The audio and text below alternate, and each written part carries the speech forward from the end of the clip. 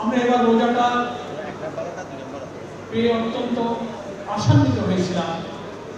আত্মশুদ্ধি, নিজের জীবনকে, চিন্তাকে, মনকে, নিজের প্রবৃত্তিকে পরিচ্ছন্ন পবিত্র করে হায়াতের অবশিষ্ট সময় আল্লাহ তাআলার ক্ষমা, জাহান্নামের আগুন থেকে বাঁচা এবং রহমত বরকত দিয়ে আমরা হয়তো নিজেদেরকে পরিপূর্ণ করে নেব। শুরু থেকেই জাতীয় সংসদ নির্বাচনের পরবর্তী নির্বাচনোত্তর সহিংসতা, দেশের বিভিন্ন জায়গায় যারা বিজয়ী হয়েছেন তারা পরাজিতদের উপরে হামলা করেছেন। জামাত ইসলামের অনেক নেতা কর্মীদের উপরে আক্রমণ করা হচ্ছে, বাড়ি ঘরে আগুন দেওয়া হচ্ছে, নিষ্ঠুর নির্মমভাবে আঘাত করা হচ্ছে, যেগুলো আমাদের প্রত্যাশিত নয়। একটি নতুন বাংলাদেশ নির্মাণের জন্য আমরা সকলে মিলে রক্তে গড়া জুলাই জাতীয় সনদ এবং সংস্কার প্রস্তাবকে পাশ করার মধ্য দিয়ে সুস্থ গণতান্ত্রিক প্রক্রিয়া উত্তরণের মধ্য দিয়ে যে নতুন অভিযাত্রা আমরা শুরু করেছি, সেখানে আমাদের সকলের কমিটমেন্ট ছিল রাজনীতিতে সহনশীলতা, পরমত সহিষ্ণুতা, একে অপরকে মেনে নেওয়া।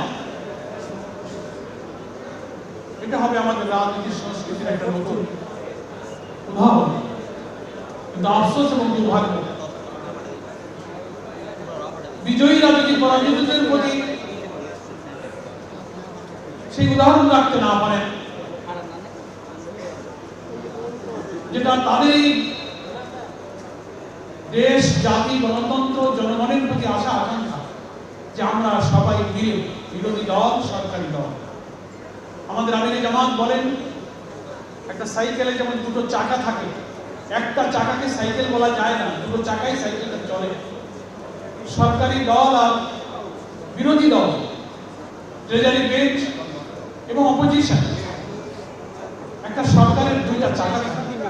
দুইটি চাকার মধ্যে সমন্বয়, সংহতি, সহযোগিতার মধ্য দিয়ে কিন্তু সরকারের চাকাটাও সামনের দিকে এগিয়ে চলে।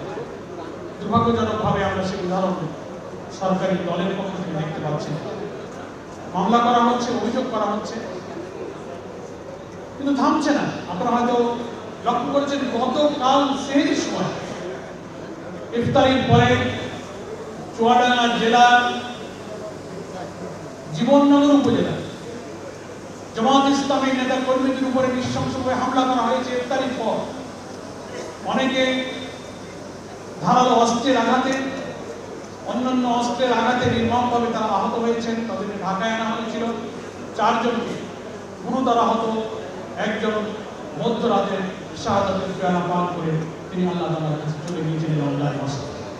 আর একজনের অবস্থা খুবই গুরুতর সংকট, আরো অনেকেই আহত। আমরা আজকের এই রোজার দিনে এত প্রত্যাশার নির্বাচন নিয়ে, একটা সুস্থ, শান্তিপূর্ণ, নিরাপদ, বৈষম্যহীন, ইনসাফপূর্ণ বাংলাদেশ গড়ার কথা মুখে বলে সেই নির্বাচনের পরে রোজাটা এত দুঃখ কষ্ট দিয়ে শুরু হবে, এটা আমাদের কারোর কাছে প্রত্যাশিত ছিল না। আমরা সরকারের কাছে আবেদন জানাবো,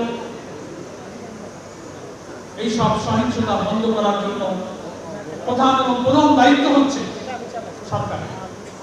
চুয়াডাঙ্গায় 2টি আসনে জামাত বিজয়ী হয়েছে। ওই জামাত তো পরাজিতদের উপরে হামলা করেনি, অথচ বাংলাদেশের অনেক আসনে জামাত ইসলামের প্রার্থীরা যেখানে পরাজিত হয়েছে, বিজয়ীরা তার উপরে হামলা করেছে। বাংলাদেশের বিজয়ী জামাত ইসলামের কোন এমপিরা সেই সব আসনে সহিংসতা তৈরি করেনি, বরং তারা শান্তিপূর্ণ অবস্থান নিয়ে একটা নিরাপদ পরিবেশ সেখানে তৈরি করেছে। এই উদাহরণ তৈরি করতে যদি আমরা সরকারের সূচনাতেই, যেখানে 12 তারিখে জাতীয় সংসদ আহ্বান করা হয়েছে, 12 তারিখে জাতীয় সংসদ আহ্বান করা হয়েছে, তার আগেই যদি আমরা এই পরিবেশ তৈরি করতে না পারি, জনগণের কাছে ভুল বার্তা যাবে। আমাদের থেকে এই দেশের মানুষের সহস্রাধিক তরুণ ছাত্র জনতার জীবন, 20-30 হাজার মানুষের কত বিক্ষত দেহ নিয়ে যারা হাজারি করছেন, তাদের সেই প্রত্যাশা পূরণ হবে না, তাদের সেই স্বপ্নের নতুন বাংলাদেশের নির্মাণ হবে। আমি সরকারের কাছে আজকে চট্টগ্রাম থেকে এই আহ্বান জানাচ্ছি অত্যন্ত বেদনার সাথে।